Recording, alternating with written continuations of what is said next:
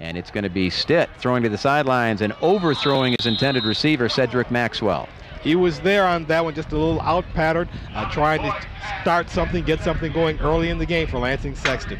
Their line has been really hurt by injuries this year, Ben. We've already been fooled. It was Dominique Boyd who is starting at quarterback now for the Big Reds. On defense for East Lansing, that front six was Sam Walker, Gerald Lee, Mike Wilbur, Marshall Weathers, Simeon Wade, and Anthony Corwin. And underway, ball is loose in the Sexton backfield. It looks like the Big Reds have picked it up. Let's see. The officials are over it, and East Lansing has picked up a fumble at the Sexton 25-yard line. Big break for East Lansing, recovering the fumble, and as we know, I hate the cliche, but it's one I do have to agree with the coaches. Fumbles, turnovers are always a big key to the game, and this is the first break of the game, a big break for East Lansing. East Lansing will get outstanding field position now on the third play of the game. They kicked off, if you've just turned on the TV, and Sexton ran 2 plays, fumbled on the second. It's now 1st down and 10, Trojans at the 26-yard line of Sexton. Demetrius Hallams, the quarterback, will give to the fullback, and he's wide open for a big run. That is Dan Moranek, and still rumbling off to the right side, close to 1st down yardage. He's near the 15. Picked up about 10 yards on that one, Ben, and as everyone knows that's seen East Lansing, they love to run counters. They run a lot of counter traps, and you'll see that. Just pay attention to the counters in the face. Here's the East Lansing offense with Hallams at quarterback. Travis Gulick will also play quarterback. Moranek, the fullback who just ran the ball. Antoine Bagwell, the big ball carrier. Wilbur and Walker, the ends. And this is Antoine Bagwell, and he's going to break loose and score a touchdown for East Lansing. No flags on the field. A 15-yard touchdown run for Antoine Bagwell. Good run. He cut it up. It was a little pitch to the outside, and he cut back against the grain and just beat the defense to the corner and went in for the score. And as you'll see, he cuts back, good blocking, and then it's just off to the races. He has great speed, very hard for the Sexton defenders to catch him. So just like that, look at his split. 51 seconds into this thing, it is 6-0 East Lansing. And the Trojans getting ready to look for more. They have got Matt Brackenen, who will be the kicker for extra points. Outsley is the kickoff specialist. And East Lansing showing that swinging gait. You never know when they're going to go with it. It's tough to beat when they get the hike and the pass right. We will wait for the official signals on this extra point. Bracken gets it up, and it's good. I'll say it first. It's good. I've got courage tonight. Well, you know, Earl, we've had some funny looking angles from these press boxes on extra points. We have. But East Lansing converts. Matt Bracken with the extra point, and it is 7-0 East Lansing. And as we've mentioned early in our pregame interviews and when I was talking with Coach Bob Myers, Sexton has had problems with injuries, and a lot of that has had to do with the offensive line and somewhat on the defensive line, and that's just been tough. But they've been able to still win some ball games and still are in a position to make the playoffs, but they do have to win tonight and win next week to have a chance. At 5-4, you do have a chance to get in. Earl, the injuries have been so bad for Sexton that a player that was brought up from the freshman team when we were here a few weeks ago early in the season, Marcus Winston, he found his way in the starting lineup, and then he got injured. Yes, I mean, that's, and Bob Myers was telling us before the game, they've lost 28 starters to injury during this season. 28 games, I think. Yes, 28 games. Player games that would have been there. And he said he stopped at 28. Yes. It sounds like there could have been maybe 30 or 40. That's a big number to lose. It really is. So we'll try it again. We were just here a moment ago. Kicking off now is Jeff Outsley. And this time it's going to be Kyrie McKnight catching it, almost stepping out of bounds at the 2-yard line. A great kick. And Kyrie McKnight tripped up and now breaking through. This is Kyrie McKnight across the 50 and finally will be run out of bounds. A great return. There are no flags on the field. And McKnight takes it across the 25 down at the 24-yard line. Great return by McKnight, and here it is in the replay. You'll see he almost steps out of bounds, and really he just stays on the left side. He gets a couple of good blocks, but a lot of it is just good running on his part, good balance. He outruns some of the East Lansing kick team, and just tremendous balance he shows, not going down and just racing down the sideline. Finally chased out of bounds. 1st down and 10 at the 29-yard line now for Sexton. Here's a pitch. Coming out of the backfield was, and I believe that's going to be one of the backup guys, Tony Rogers, who's getting a lot of playing time. It is Rogers, and he is hit and dropped for no gain. And I'll tell you, East Lansing really closed quickly on that sweep. They close very fast defensively. On defense for East Lansing, Dan Moranek, the fullback, will play linebacker. Travis Gulick, the tailback, will also play linebacker. Demetrius Allums, the quarterback, playing cornerback. Kwesi Anu at cornerback. And they are in the defensive backfield for East Lansing. This time, Dominique Boyd throws wide, and the intended receiver was Brandis Bowie. Throws a little wide to him on that particular play. And we've seen 2 pass plays. He just has to hit that receiver. The receiver is open because the defender is playing off on the line of scrimmage, which is giving him a little bit of a cushion. And if he can catch it and get it to him, he might be able to run a little bit. 3rd down and 9 now for Sexton on the East Lansing 28. Standard I formation, double tight end. Boyd, 3-step drop, throwing over the intended receiver. At that time, he was looking for both guys downfield. He had Rogers out of the backfield, and he had Brandis Bowie.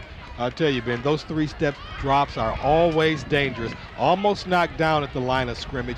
That's one of those plays where when you take that 3-step drop, you throw it right away. Hopefully he's open. If he is, you can get a nice gain. But on the other hand, it could go the other way, and it was almost intercepted as well. Could have went the other way. Big Reds are in no man's land right now, so on 4th and 9 at the 28, they will go for it. Getting a lot of cushion. And a rollout now by Boyd, who will look to his running back. That was McKnight coming out of the backfield. Across the middle, incomplete, and the ball will turn over to East Lansing on downs. So far, Boyd not really accurate with his throws at this point in time, but it is early in the game and settle down, and maybe they can start hooking up. Bob Myers has had his work cut out for him this year. Got a great program here at Sexton High School, culminating last year with a 9-0 regular season, a 10-1 year. You graduate a lot of kids, you got to do it all over again from scratch. Exactly, the challenge of being a high school football coach. And you never know what you're going to get, Ben, from year to year. I mean, some kids you might count on might move out of your district. Some new kids that may move in. Here comes East Lansing in the I formation with the wing back. And quickly it's going to be Hallums on a rollout. He's looking for somebody downfield. Nobody's open, so he's going to keep it. And he's going to get hit after a 1-yard gain, maybe no gain at all. We call that a coverage sack. Great coverage by the Sexton defenders, not allowing any of the East Lansing receivers to get open, and therefore the line eventually closed on him and got the sack. But that was what we call a coverage sack. They give him about a half-yard on that, so they're going to call it 2nd down and 9. Hallums has been the quarterback since a couple of weeks into the season. Projected quarterback this year was going to be Malcolm Hardy. Gulick then played, and finally Hallums. And this is Gulick with the ball out of the backfield for an East Lansing 1st down.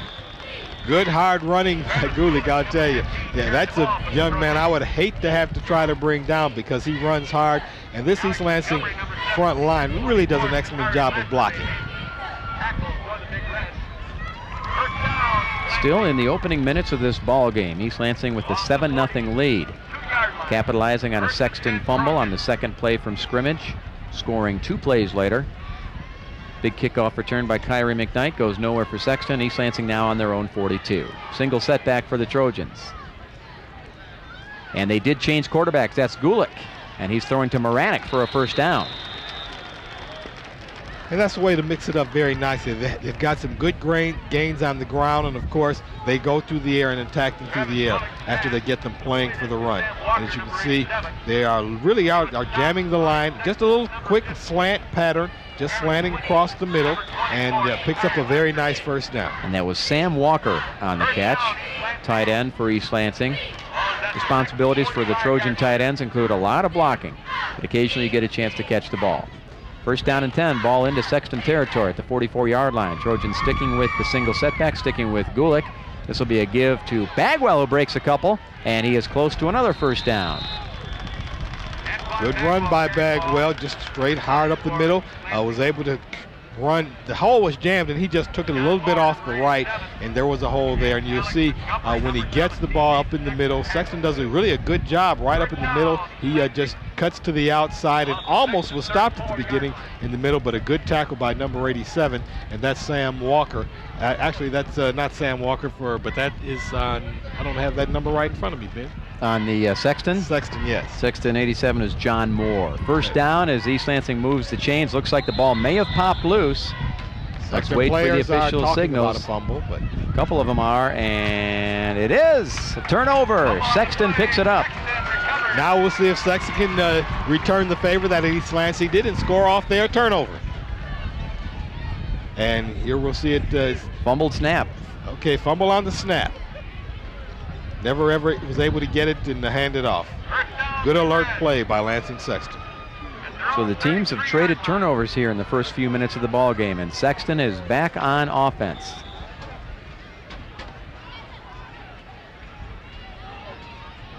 Big Reds will stick with Dominique Boyd, give to Kyrie McKnight, and he is swarmed in the backfield, and he fights his way back to the line of scrimmage. And I'll tell you, he was hitting the backfield, but number 57, Simon Wade, almost took that ball from McKnight as he shot the gap and just got a hand on it. Good play by East Lansing on defense that time and slowed up McKnight so he couldn't get a big gain.